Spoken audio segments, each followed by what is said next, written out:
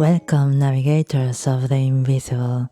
On September 7th, 2025, the sky performs a ceremony of shadow and revelation.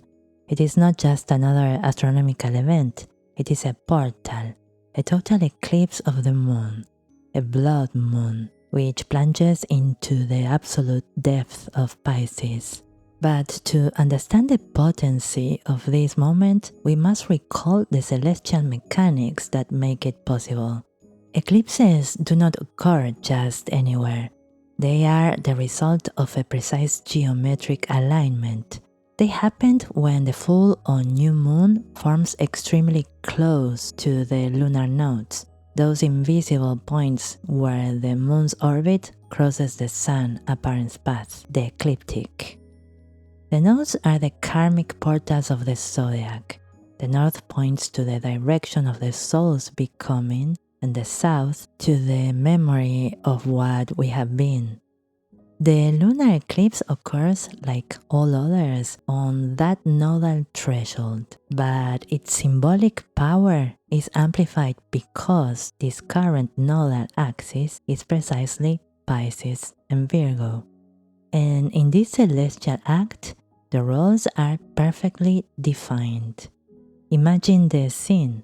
The earth interposes itself between the sun and the moon.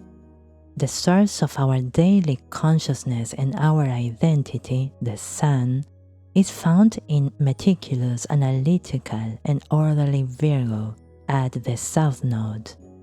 From there, it casts its shadow upon the mirror of our unconscious, emotional, and psychic world, the moon, which is positioned exactly opposite in the universal waters of Pisces alongside the north node. For a moment, the light is cut off. The reflection of what we believed ourselves to be, our story of control, productivity, and detail, is darkened. And in that darkness, something deeper emerges from the ocean of what we have destined to become.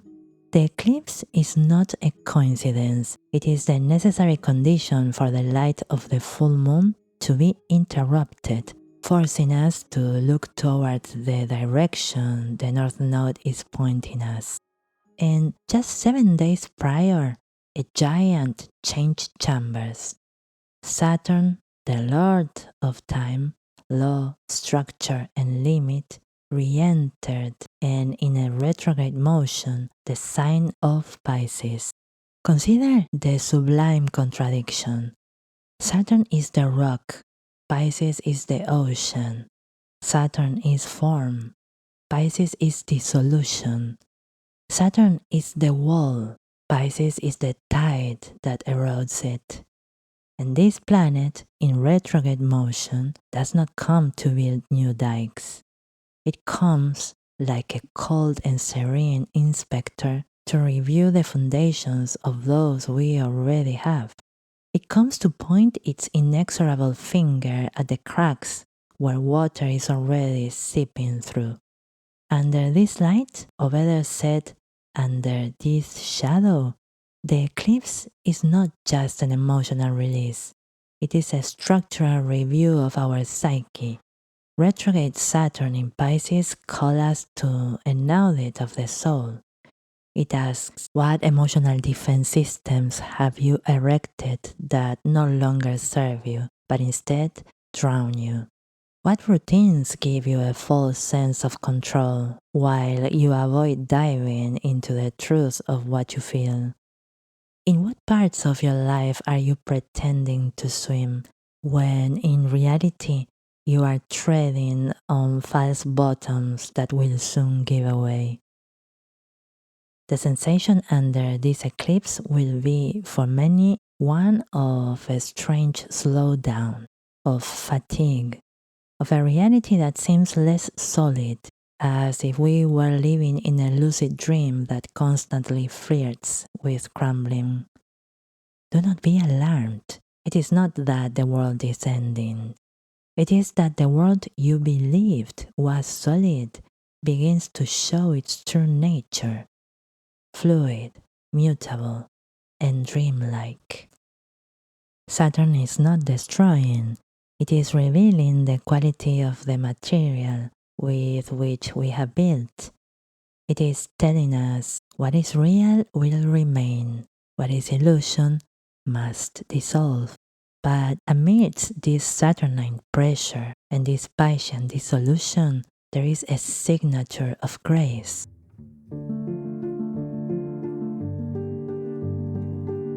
A lifeline thrown from the depths of time.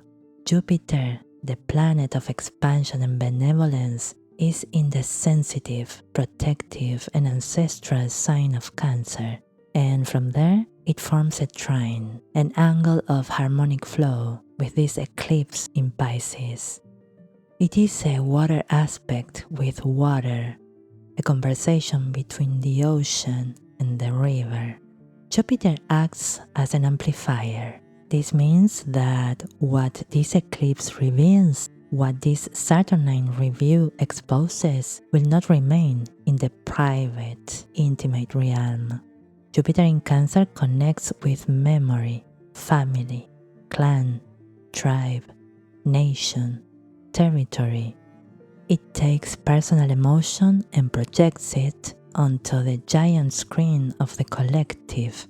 This is not a process that happens only within us, it is happening through us. The cracks we see in our small worlds are reflections of cracks in the larger systems, in culture, in politics, in the social narratives that sustain us. Expect to see in these days and weeks around this eclipse collective emotional movements, shifts in public opinion that seems to arise from nowhere, cultural manifestations, displacements of people, a resurgence of past issues demanding to be healed at a community level. Jupiter ensures that the inner tide becomes a historical tide. It is the long wave of feeling that finally reaches the shore and reshapes the coastline of our shared reality. And to finish waving this picture, let's look at the backdrop, the complete stage. This eclipse doesn't occur in an empty sky. It occurs with 4 of the slowest planets, Saturn, Uranus, Neptune, and Pluto, all in a retrograde motion. It is as if the universe has pressed the pause button on global processes of advancement.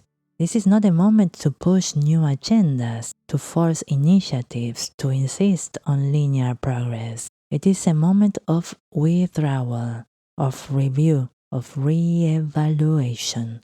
It is a universal call to step aside, to look back to understand how we got here, and to release what no longer has utility on the path we wish to travel.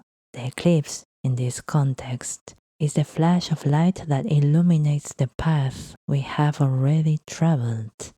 It shows us, in a raw and undeniable way, the patterns we have repeated, the structures we have tolerated, and the emotional truths we have denied. It is the necessary interruption in the film of our life so that we can watch it in slow motion and understand its deeper plot. So, what does the lunar eclipse in Pisces invite us to do?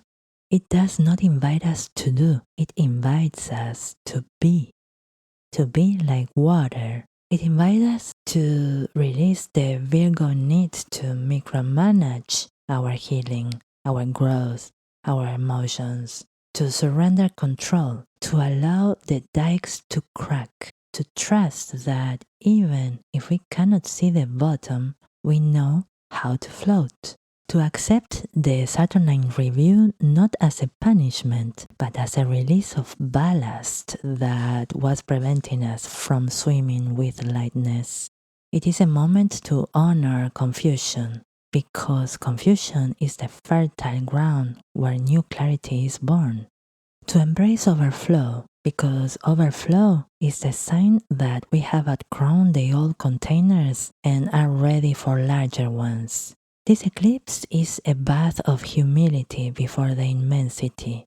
It is the moon drowning in the ocean to remind us that in reality she is the ocean, and we with her.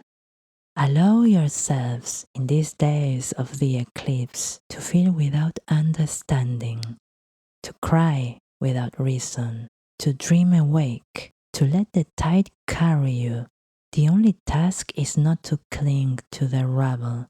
The grace is in learning to swim in the vastness of what we are. Now that the old certainties dissolve and everything, absolutely everything, is possible again.